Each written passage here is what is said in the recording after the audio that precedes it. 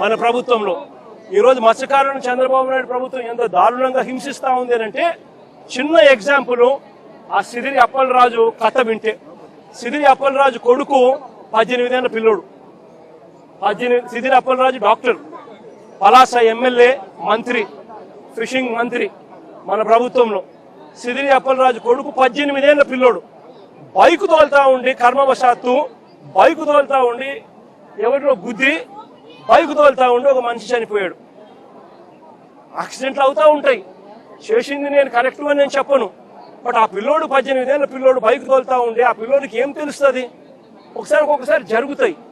జరిగినప్పుడు నువ్వేం చేస్తా ఉన్నావు? ప్రభుత్వం ఏం చేసిందో తెలుసా? ఆ సిదిరి అప్పలరాజు కొడుకును మర్డర్ కేసులో హోమిసైడ్ సెక్షన్ పెట్టి ఇరికించాలని ప్రయత్నం చేసింది. నిజంగా ఈ ప్రభుత్వం మానవత్వం ఉందా అని అడుగుతా ఉన్నా. చివరికి జడ్జి తప్పులు బట్టి ఏం సెక్షన్ పెడతానారయ్యా మీరు? 18 ఏళ్ల పిల్లోడి మీద మర్డర్ కేసు ఏంది పెట్టడము? అరే యాక్సిడెంట్ అయ్యింది, తప్పు జరిగింది, అది మర్డర్ కేసు పెట్టడం ఏందయ్యా అని చెప్పి జడ్జు తిట్టి సెక్షన్ మార్పించింది. అంటే ఎంత దారుణంగా జరుగుతా ఉందని ఆలోచన చేయమని అడుగుతా ఉన్నా. జువలదినెలో మత్స్యకారులకు ఇబ్బంది కలుగుతా ఉన్న పరిస్థితుల్లో తమిళనాడు నుంచి తమిళనాడులో బోట్లు వచ్చి మన మత్స్యకారులకు ఇబ్బంది పడతా ఉంటే ఆ బోటును మన మత్స్యకారులు పట్టుకొని పోలీస్ స్టేషన్కి అప్పచెప్తే ఇడిపించింది ఎవరో తెలుసా? తెలుగుదేశం పార్టీకి సంబంధించిన వీళ్ళే. లోకేష్ గారు అక్కడికి పోతారు, నెల్లూరు జిల్లాకు. లోకేష్ పోయిన మరుసటి రోజు బోటు రిలీజ్. బోటు కూడా ఏంది, స్టేషన్ లో పెట్టిన బంగారం మాదిరి బోటును స్టేషన్ కి అప్పచెప్తే స్టేషన్ లో పెట్టిన బంగారం దొంగతనం అయిపోయినట్టుగా బోటు దొంగతనం అయిపోతుంది. దానికి కారణం ఎవరంటే లోకేష్ తో పాటు ఇంకొక తెలుగుదేశం పార్టీకి సంబంధించిన ఇంకొక ఎంపీ.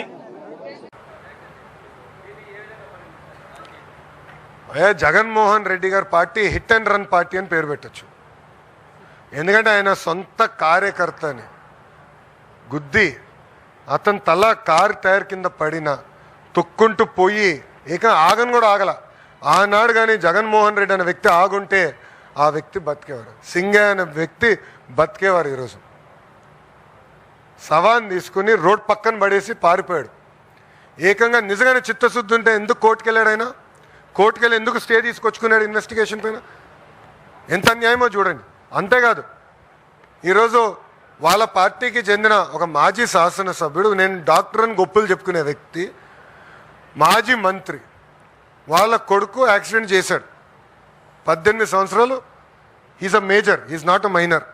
18 సంవత్సరాలు కుర్రోడు యాక్సిడెంట్ చేశాడు. యాక్సిడెంట్ చేసిన తర్వాత ఏం చేయాలి? బాబు ఆ క్షణంలో భయం ఉండుండొచ్చు. ఏం చేస్తాడు? ఇంటికి వస్తాడు. అప్పుడు తల్లిదండ్రుల పైన ఉన్న బాధ్యత ఏంటి? అరే నువ్వు చేసిన తప్పురా, అయిపోయింది, వెళ్దాం పోలీస్ స్టేషన్కి, చలో వెళ్దాం, సరెండర్ చేసి న్యాయపరంగా ఏం చర్యలు తీసుకోవాలో అది తీసుకోండి అని చెప్పాలి. తెలంగాణలో ఇట్లనే ఒక కేంద్ర మంత్రి పైన కొడుకు పైన ఆరోపణలు వస్తే ఆ మంత్రి ఏం చేశాడండి? వాళ్ళ అబ్బాయిని తీసుకెళ్ళి నిలబెట్టాడు.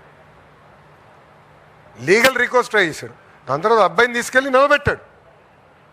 ఇదిగోండి మా అబ్బాయి సరెండర్ అవుతున్నాడు, న్యాయబద్ధంగా మేము పోరాడతాం అని చెప్పారు. అది చేయకుండా ఎంత చులకంగా చెప్తున్నాడని. ఒక వ్యక్తి చనిపోయాడు, దాంట్లో కుటుంబం ఉంటుంది, తల్లిదండ్రులు ఉంటారు, భార్య ఉంటుంది, పిల్లలు ఉంటారు.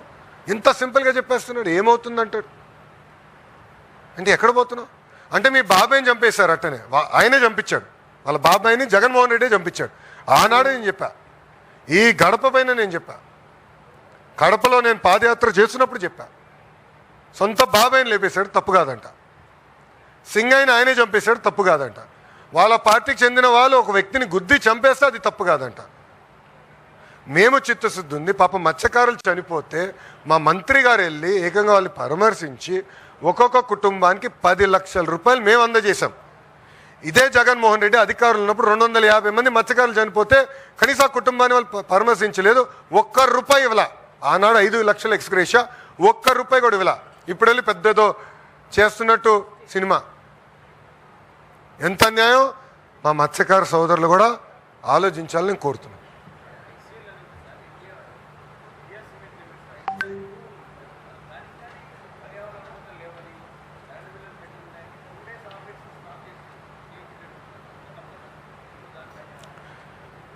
సార్ మా ఇండస్ట్రీస్ మంత్రి గారు అదేవిధంగా మంత్రివర్గంలో ఉన్న మంత్రులందరం లక్ష్యం ఒకటే, పరిశ్రమలు నడవాలి. ఏమైనా ఇబ్బందులు ఉంటే ప్రభుత్వం తరపున ఏమైనా సమస్యలు ఉంటే అది మేము పరిష్కరించాలి, పరిశ్రమల తరపున ఏమైనా లోటుపాట్లు ఉంటే వాళ్ళు సరిదిద్దుకోవాలి. దాంట్లో మాకు చాలా క్లారిటీ ఉంది. ఎక్కడ ప్రకృతి ఇబ్బంది పడకూడదు, పనిచేస్తున్న కార్మికులు ఇబ్బంది పడకూడదు, అది మా లక్ష్యం. బట్ కలిసికట్టుగా పనిచేస్తూ వ్యవస్థల్ని ముందలు తీసుకెళ్ళాలి.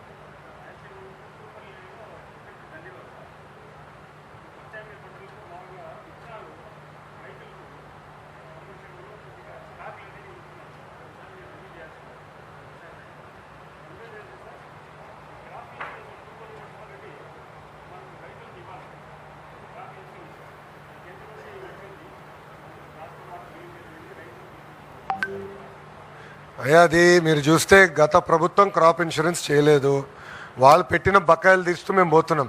ఇప్పుడు స్కూల్ ఎడ్యుకేషన్లో సుమారుగా 5,000 కోట్ల వాళ్ళు బకాయిలు పెట్టి వెళ్ళారు. మళ్ళీ ఈ రన్నింగ్ ఇయర్ నేను పే చేయాలి. సో ఒక పక్కన బకాయిలు క్లియర్ చేస్తూ ఈ రన్నింగ్ ఇయర్ది మేము క్లియర్ చేస్తున్నాం. ఒక పక్కన మాకు చాలా క్లియర్గా ఉందమ్మా, హార్టికల్చర్ మిషన్ కింద మేము టేకప్ చేస్తున్నాం. రాయలసీమలో పెద్ద ఎత్తున హార్టికల్చర్ ప్రోత్సహించాలి, ఇది మా లక్ష్యం.